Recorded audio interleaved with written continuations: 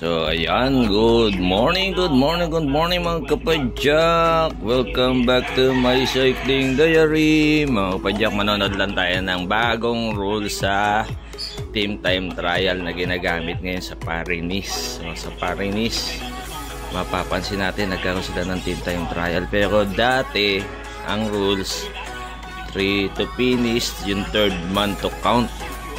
Pero ayan, kung nakita nyo, isa lang ang tumawid. Diyan, 6 sila dyan. 6 na umalis. So, 6 na umalis. Pero ang rules nila ngayon, yung final rider will be the final time. So, ayan, kung mapapansin nyo, lumalas na yung iba. Tapos, isa, dalawa lang ang tumatapos. Pero, yan ang magiging final time nila. So, bago na naman yan, bago na namang rules yan. Dati kasi, third rider, fourth rider, yung kung kailan lang tatapos yung third rider or yung fourth rider, ayun, kung napansin nyo, yung last rider dun huminto, yung first rider na tumawid dun pinindot yung oras. So ayan yung team Yambo. So sa Yambo may national champion o European champion,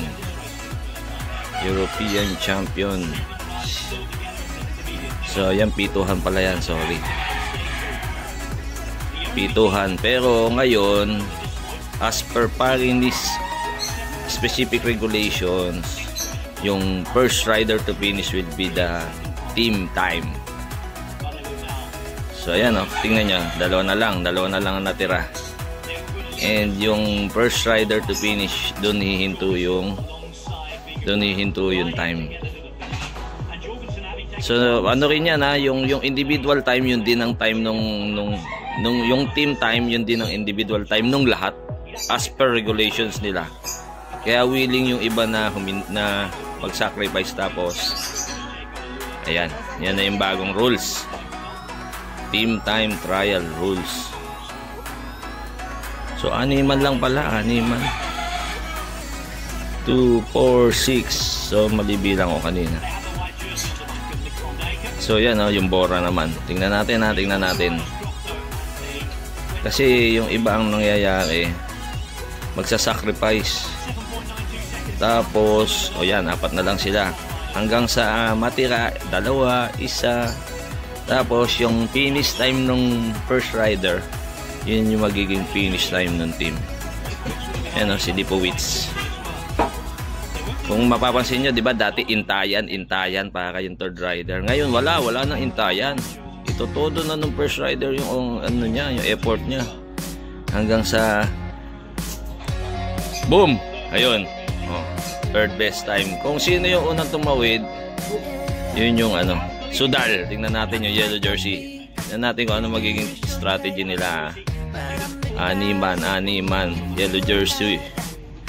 Si Tim Merlier. So ayan, kung mapapansin nyo, 2, 4, 6, 5 na lang. So kung malas na si Tim Merlier, kung dati yan, hindi, iintayin yun. Since ang magiging time niya, individual time niya, yung magiging team time, okay na. Tingnan natin, oops, negative na sila, plus 40. So ibig sabihin yung team time nila mas mataas na. Boom! Doon, huminto. So, ayun, yun ang bagong rule sa team time trial. First rider to finish yun magiging ng team time. So, ang nanalo dyan, Yambo. Boom! Congrats!